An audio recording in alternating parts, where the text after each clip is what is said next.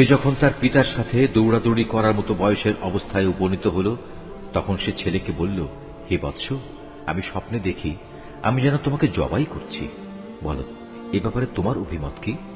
স্বপ্নের কথা শুনে সে বলল, হে আমার স্নেহপরায়ণ আব্বা জান, আপনাকে যা আদেশ করা হয়েছে আপনি অবিলম্বে তা পালন করুন। ইনশাআল্লাহ আপনি আমাকে এ সময়ও ধৈর্যশীলদের মাঝে পাবেন। অতঃপর যখন তারা পিতা পুত্র দুজনেই আল্লাহ তাআলার ইচ্ছার সামনে আত্মসমর্পণ করল এবং সে তাকে জবাই করার উদ্দেশ্যে কাত করে শুইয়ে দিল, তখন আমি তাকে ডাক দিয়ে বললাম, হে ইব্রাহিম, তুমি আমার দেখানো স্বপ্ন সত্য প্রমাণ করেছ। আমি তোমাদের উভয়কে মর্যাদাবান করব। মূলত আমি এভাবেই সৎ কর্মশীল মানুষদের পুরস্কার দিয়ে থাকি। এটা ছিল তাদের উভয়ের জন্য একটা সুস্পষ্ট পরীক্ষা মাত্র। এ কারণেই আমি তার ছেলের পরিবর্তে আমার নিজের পক্ষ থেকে একটা বড় কোরবানির জন্তু সেখানে দান করলাম। অনাগত মানুষদের জন্য এই বিধান চালু রেখে তার স্মরণ আমি অব্যাহত রেখে দিলাম। শান্তি বর্ষিত হোক ইব্রাহিমের উপর। আর এভাবেই আমি আমার নেক বান্দাদের পুরস্কার দিয়ে থাকি। অবশ্যই সে ছিল আমার মোমেন বান্দাদের একজন। কিছুদিন পর আমি তাকে এ মর্মে ইসহাকের জন্মের সুসংবাদ দান করলাম যে সে হবে নবী ও আমার নেক বান্দাদের একজন। আমি তার উপর ও তার সন্তান ইসহাকের উপর আমার অগণিত বরকত নাজিল করেছি।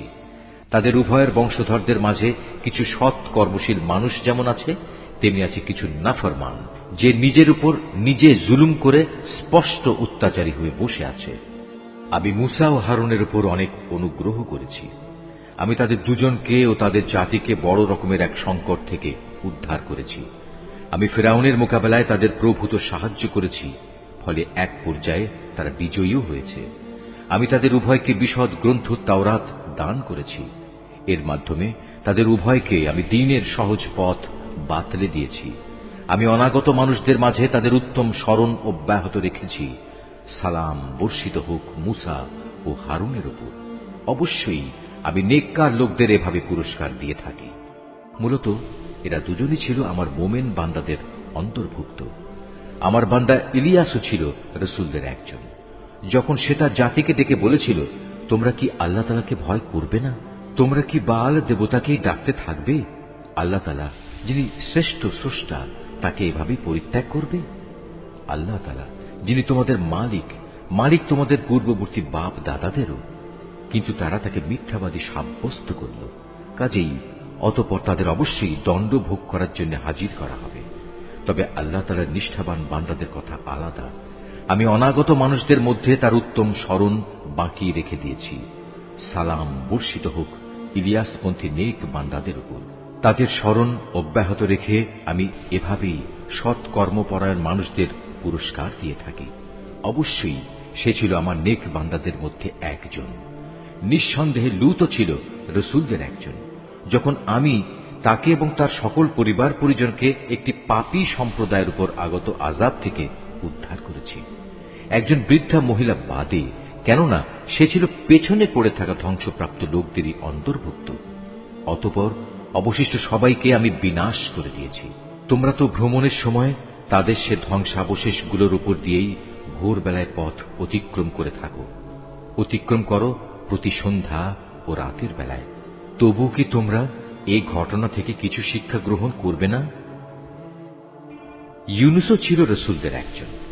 এটা সে সময়ের কথা যখন সে পালিয়ে গিয়ে একটি মাল ভর্তি নৌযানে পৌঁছল। নৌকাটি অচল হয়ে যাওয়ায় আরোহীদের মাঝে এ অলক্ষণী ব্যক্তি কে? অতঃপর লটারির মাধ্যমে তা পরীক্ষা করা হল এবং ফলাফল অনুযায়ী সে ইউনুসই অলক্ষণে অপরাধী সাব্যস্ত হল। অতঃপর একটি বড় আকারের মাছ এসে তাকে গিলে ফেলল। এই অবস্থায় সে মাছের পেটে বসে নিজেকে ধিক্কার দিতে লাগল। যদি সে তখন আল্লাহ তাআলার পবিত্রতা ও মাহাত্ম্য ঘোষণা না করত, তাহলে তাকে তার পেটে কিয়ামত পর্যন্ত কাটাতে হতো। অতঃপর আমি তাকে মাছের পেট থেকে বের করে একটি গাছপালাহীন প্রান্তরে নিক্ষেপ করলাম। এ সময় সে অসুস্থ হয়ে পড়েছিল। সেখানে তার উপর ছায়া দান করার জন্য আমি একটি লতা বিশিষ্ট লাউ গাছ উদ্গত করলাম। অতঃপর তাকে আমি 1,00,000 লোকের জনবসতির কাছে নবী বানিয়ে পাঠালাম। বরং এ সংখ্যা অন্য হিসেবে ছিল আরো বেশি। এরপর তারা তার উপর ঈমান আনল। ফলে আমিও তাদের একটি সুনির্দিষ্ট সময় পর্যন্ত জীবন উপভোগ করতে দিলাম। হে নবী, এদের তুমি জিজ্ঞেস করো, তারা কি মনে করে তোমাদের মালিকের জন্য রয়েছে কন্যা সন্তান আর তাদের জন্য রয়েছে সব পুত্র সন্তান? আমি কি ফেরেশতাদের মহিলা করে বানিয়েছিলাম এবং বানাবার সময় তারা কি সেখানে উপস্থিত ছিল? সাবধান, তারা কিন্তু এসব কথা নিজেরা নিজেদের মন থেকেই বানিয়ে বলে। আল্লাহ তাআলা সন্তান জন্ম দিয়েছেন, আসলে ওরা হচ্ছে সুস্পষ্ট মিথ্যাবাদী।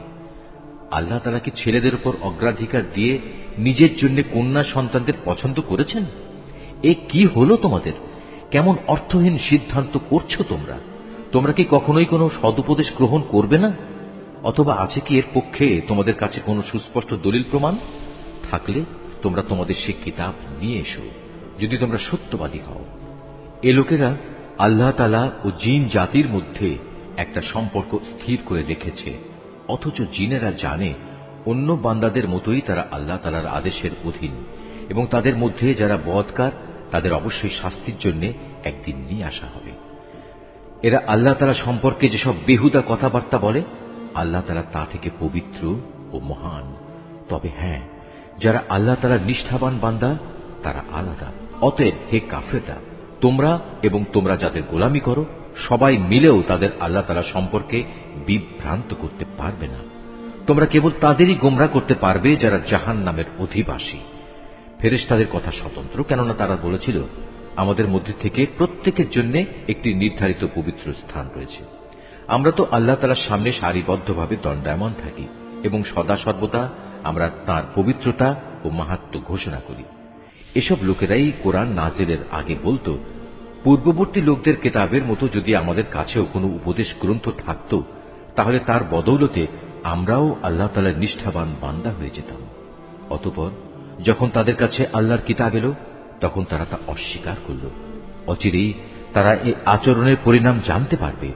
আমার খাস বান্দা রসুলদের ব্যাপারে আমার এই কথা সত্য হয়েছে। তারা অবশ্যই সাহায্য প্রাপ্ত হবে এবং আমার বাহিনী সর্বশেষে বিজয়ী হবে। অতএব হে নবী, কিছু কালের জন্য তুমি এদের উপেক্ষা করো, তুমি তাদের অবস্থা পর্যবেক্ষণ করতে থাকো। অচিরেই তারা বিদ্রোহের পরিণাম দেখতে পাবে। এরা কি তাহলে সত্যি আমার আযাব ত্বরান্বিত করতে চায়? এর আগে যাদের এভাবে সতর্ক করা হয়েছিল, তাদের আঙিনায় যখন শাস্তি নেমে এলো, তখন গজব নাজিলের সে সকালটা তাদের জন্য কত মন্দ ছিল। অতএব হে নবী, কিছু কালের জন্য তুমি এদের উপেক্ষা করো, তুমি শুধু ওদের পর্যবেক্ষণই করে যাও। শীঘ্রই ওরা সত্য প্রত্যাখ্যানের পরিণাম নিজেরাই প্রত্যক্ষ করবে। পবিত্র তোমার মালিকের মহান সত্তা। তারা তাঁর সম্পর্কে যা কিছু অর্থহীন কথাবার্তা বলে, তিনি তা থেকে পবিত্র, অনেক বড়, সকল ক্ষমতার একক অধিকারী। অনাবিল শান্তি বর্ষিত হোক রসুলদের ওপর। সমস্ত প্রশংসা নিবেদিত সৃষ্টিকুলের মালিক আল্লাহ তাআলার জন্য। আল্লাহর জিকির তেলাওয়াত করে। অবশ্যই তোমাদের মাবুদ হচ্ছেন একজন। তিনি আসমান, জমিন ও এ দুয়ের মাঝখানে অবস্থিত সব কিছুরও মালিক। তিনি আরো মালিক সূর্যোদয়ের স্থান পূর্বাচলের। আমি তোমাদের নিকটবর্তী আসমানকে নয়নাভিরাম নক্ষত্র রাজি দ্বারা সুসজ্জিত করে রেখেছি। তাকে আমি হেফাজত করেছি প্রত্যেক নাফরমান শয়তান থেকে। ফলে তারা ঊর্ধ্ব জগতের কথাবার্তার কিছুই শুনতে পায় না। কিছু শুনতে চাইলেই প্রত্যেক দিক থেকে তাদের উপর উল্কা নিক্ষিপ্ত হয়। এই তাড়িয়ে দেয়াই শেষ নয়, তাদের জন্য অবিরাম শাস্তিও রয়েছে। তা সত্ত্বেও যদি কোনো শয়তান গোপনে হঠাৎ করে কিছু শুনে ফেলতে চায়, তখন জ্বলন্ত উল্কাপিণ্ড সাথে সাথেই তার পশ্চাৎ ধাবন করে। হে নবী, তুমি এদের কাছে জিজ্ঞেস করো, তাদের সৃষ্টি করা বেশি কঠিন না আসমান জমিন সহ অন্য সব কিছু যা আমি পয়দা করেছি তার সৃষ্টি বেশি কঠিন? এ মানুষদের তো আমি সামান্য কতটুকু আঠালো মাটি দিয়ে পয়দা করেছি। হে নবী, তুমি এদের কথায় বিস্ময় বোধ করছো, অথচ তোমার কথা নিয়েই ওরা ঠাট্টা বিদ্রূপ করছে। এদের যখন উপদেশ দেয়া হয়, তখন তারা তা স্মরণ করে না। আবার কোনো নিদর্শন দেখলে তা নিয়ে উপহাস করে। তারা বলে, এটা তো সুস্পষ্ট জাদু ছাড়া আর কিছুই নয়। তারা প্রশ্ন তোলে, এ আবার কেমন কথা?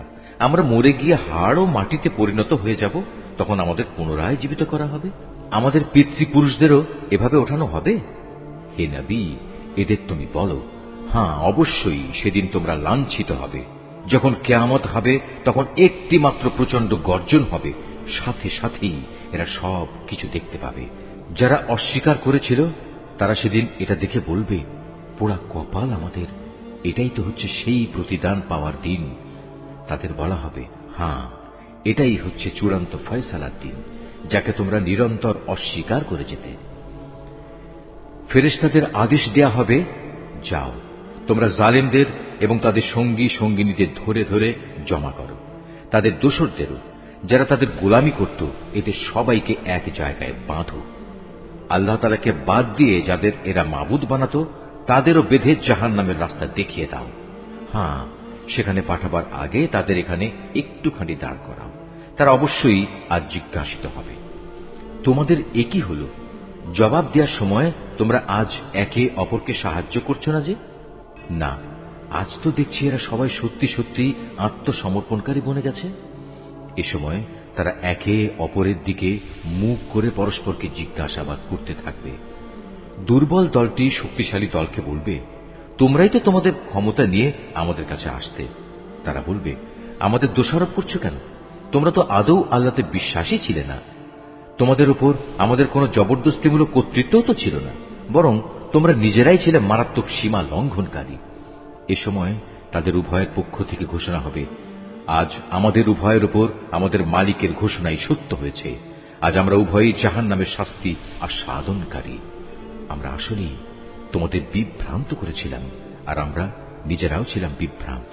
সেদিন তারা সবাই এই আযাবে সমভাগী হবে। আমি নাফরমান লোকদের সাথে এ ধরনের আচরণই করে থাকি। এরা এমন বিদ্রোহী ছিল, যখন এদের বলা হতো আল্লাহ তাআলা ছাড়া অন্য কোনো মাবুদ নেই, তখন তারা অহংকারে ফেটে পড়ত। এরা বলতো, আমরা কি একজন পাগল কুবিয়ালের কথায় আমাদের মাবুদদের আনুগত্য ছেড়ে দেব? অথচ আমার নবী কোনো কাব্য নিয়ে আসেনি, বরং সে এসেছে সত্য দিন নিয়ে, এবং সে আগের নবীদের সত্যতাও স্বীকার করছে। হে অপরাধীরা, তোমাদের আজ অবশ্যই জাহান্নামের ভয়াবহ আযাব ভোগ করতে হবে। তোমরা যা কিছু দুনিয়ায় করতে, আজ তোমাদের কেবল তারই প্রতিফল দান করা হবে। তবে আল্লাহ তাআলার নিষ্ঠাবান বান্দাদের কথা আলাদা। তাদের জন্য আল্লাহ তাআলার সুনির্দিষ্ট উত্তম রিজিকের ব্যবস্থা থাকবে, থাকবে রকমারি ফলমূল। তদুপরি তারা হবে মহাসম্মানে সম্মানিত। নিয়ামতে ভরপুর জান্নাতে তারা অবস্থান করবে। তারা পরস্পর মুখোমুখি হয়ে মর্যাদার আসনে সমাসীন থাকবে। ঘুরে ঘুরে বিশুদ্ধ সুরা তাদের পরিবেশন করা হবে, শুভ্র ও সমুজ্জ্বল, যা হবে পানকারীদের জন্য সুস্বাদু। তাতে কোন রকম মাথা ঘুরানির মতো ক্ষতিকর কিছু থাকবে না, এবং তার কারণে তারা মাতালও হবে না। তাদের সাথে আরো থাকবে সলজ্জ, নম্র ও আয়তলোচনা তরুণীরা। তারা যেন সযত্নে লুকিয়ে রাখা ডিমের মতো উজ্জ্বল গৌর বর্ণ সুন্দরী। অতঃপর এর জান্নাতের অধিবাসীরা একজন আরেকজনের দিকে ফিরে নিজেদের হাল অবস্থা জিজ্ঞেস করবে। এ সময় তাদের মাঝ থেকে একজন বলে উঠবে, হ্যাঁ, দুনিয়ার জীবনে আমার একজন সাথী ছিল, যে আশ্চর্য হয়েই আমাকে বলতো, তুমিও কি কিয়ামত বিশ্বাসীদের একজন? তুমিও কি বিশ্বাস করো আমরা যখন মরে যাব এবং যখন হাড্ডি ও মাটিতে পরিণত হয়ে যাব, তখন আমরা পুনরুত্থিত হব এবং আমাদের সবাইকে আমাদের কাজকর্মের প্রতিফল দেয়া হবে?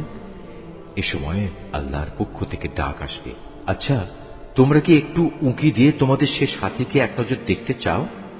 অতঃপর সে একটু ঝুঁকে তাকে দেখতে পাবে। সে রয়েছে জাহান্নামের ঠিক মাঝখানে। তাকে আযাবে জ্বলতে দেখে সে বলবে, আল্লাহ তাআলার কসম, দুনিয়াতে তুমি তো আমাকে প্রায় ধ্বংসই করে ফেলছিলে। আমার উপর আমার মালিকের অনুগ্রহ না থাকলে আমিও আজ তোমার মতো আযাবে গ্রেফতার করা এই লোকদের দলে শামিল থাকতাম। হ্যাঁ, এখন তো আমাদের আর মৃত্যু হবে না। অবশ্য আমাদের প্রথম মৃত্যুর কথা আলাদা। এখন তো আমাদের আর কোন রকম আযাবও দেয়া হবে না। সমস্যারে তারা সবাই বলবে, অবশ্যই এটা হচ্ছে এক বড় ধরনের সাফল্য। এ ধরনের মহা সাফল্যের জন্য কর্ম সম্পাদনকারীদের অবশ্যই কাজ করে যাওয়া উচিত। বলতো, আল্লাহর বান্দাদের জন্য এই মেহমানদারি ভালো, না আযাবের জাক্কুম বৃক্ষ ভালো? জালেমদের জন্য আমি তার বিপদ স্বরূপ বানিয়ে রেখেছি। মূলত তা হচ্ছে এমন একটি গাছ যা জাহান্নামের তলদেশ থেকে উদ্গত হয়। তার ফলগুলো এমন বিশ্রী, মনে হবে তা বুঝি এক একটা শয়তানের মাথা। যারা জাহান্নামের অধিবাসী তারা এ থেকেই ভক্ষণ করবে এবং এ দিয়েই তাদের পেট ভর্তি করবে। অতঃপর তার উপর ফুটন্ত পানি ও পুঁজ মিলিয়ে তাদের পান করার জন্য দেয়া হবে। তারপর নিঃসন্দেহে তাদের প্রত্যাবর্তন স্থান হবে অতলান্ত জাহান্নামের দিকে। নিঃসন্দেহে তারা তাদের পিতামাতাকে গোমরা হিসেবে পেয়েছে, তারপরেও নির্বিচারে তারা তাদের গোমরা পিতামাতাদের পদাঙ্ক অনুসরণ করে চলেছে। তাদের আগে তাদের পূর্ববর্তীদের অধিকাংশ লোকও এভাবে গোমরা হয়ে গিয়েছিল। তাদের মধ্যেও আমি সতর্ককারী নবী পাঠিয়েছিলাম। অতএব হে নবী, তুমি একবার চেয়ে দেখো যাদের এভাবে সতর্ক করা হয়েছিল তাদের কি ভয়াবহ পরিণাম হয়েছে। অবশ্য আল্লাহ তাআলার নিষ্ঠাবান বান্দাদের কথা আলাদা, তারা আযাব থেকে একান্ত নিরাপদ। একসময় নূহ সাহায্য চেয়ে আমাকে ডেকেছিল। তার জন্য কত উত্তম সাড়া দানকারী ছিলাম আমি। তাকে এবং তার পরিবার পরিজনদের আমি এক মহা সংকট থেকে উদ্ধার করেছি। তারই বংশধরদের আমি দুনিয়ার বুকে অবশিষ্ট রেখে দিয়েছি। অনাগত মানুষদের মাঝে আমি তার উত্তম স্মরণ অব্যাহত রেখেছি। সৃষ্টিকুলের মাঝে নূহের উপর সালাম বর্ষিত হোক। অবশ্যই আমি এভাবে সৎ কর্মপরায়ণশীলদের পুরস্কৃত করি। নিঃসন্দেহে সে ছিল আমার মোমেন বান্দাদের অন্যতম। অতঃপর তার জাতির অবশিষ্ট কাফের সকলকে আমি বন্যার পানিতে ডুবিয়ে দিয়েছি। নূহের পথ অনুসারী দলের মাঝে ইব্রাহিমও ছিল একজন। যখন সে বিশুদ্ধ মনে তার মালিকের কাছে হাজির হয়েছিল, যখন সে তার পিতা ও তার জাতিকে জিজ্ঞেস করেছিল, হায়, তোমরা সবাই এসব কিসের পূজা করছো? তোমরা কি আল্লাহকে বাদ দিয়ে মন গড়া মাবুদদেরই পেতে চাও? বলো, এ সৃষ্টিকুলের মালিক সম্পর্কে তোমাদের ধারণা কি? অতঃপর সে একবার সত্যের সন্ধানে তারকা রাজির দিকে তাকাল। অতঃপর বলল, সত্যি আমি অসুস্থ। অতঃপর লোকেরা তার থেকে নিরাশ হয়ে সবাই চলে গেল। পরে সে চুপি চুপি তাদের দেবতাদের মন্দিরের কাছে গেল এবং দেবতাদের প্রতি তামাশার ছলে বলল, কি ব্যাপার, এত প্রসাদ এখানে পড়ে আছে, তোমরা খাচ্ছ না যে? এ কি হলো তোমাদের? তোমরা কি কথাও বলো না? অতঃপর সে ওদের উপর সবলে আঘাত হানল। লোকেরা যখন এটা শুনল তখন তারা দৌড়াতে দৌড়াতে তার দিকে ছুটে এলো। তাকে এ বিষয়ে জিজ্ঞেস করলে সে বলল, তোমরা কি এমন কিছুর পূজা করো যাতে তোমরা নিজেরাই পাথর খোদাই করে নির্মাণ করো, অথচ আল্লাহ তাআলাই তোমাদের সৃষ্টি করেছেন এবং সৃষ্টি করেছেন তোমরা যা কিছু মাবুদ বানাও তাদেরও। এ কথা শুনে তারা একজন আরেকজনকে বলল, তার জন্য একটি অগ্নিকুণ্ড প্রস্তুত করো এবং তাতে আগুন জ্বালাও। অতঃপর সে জ্বলন্ত আগুনে তাকে নিক্ষেপ করো। তারা এর মাধ্যমে আসলে তার বিরুদ্ধে একটা ষড়যন্ত্র আঁটতে চেয়েছিল, কিন্তু আমি তাদের চক্রান্ত ব্যর্থ ও হীন করে দিলাম। এবার সে বলল, আমি এবার আমার মালিকের রাস্তার দিকে বেরিয়ে পড়লাম। আমি বিশ্বাস করি অবশ্যই তিনি আমাকে সঠিক পথে পরিচালিত করবেন। অতঃপর সে আল্লাহ তাআলার দরবারে দোয়া করল, হে আমার মালিক, আমাকে তুমি একজন নেক সন্তান দান করো। এরপর আমি তাকে একজন ধৈর্যশীল পুত্রের সুসংবাদ দিলাম।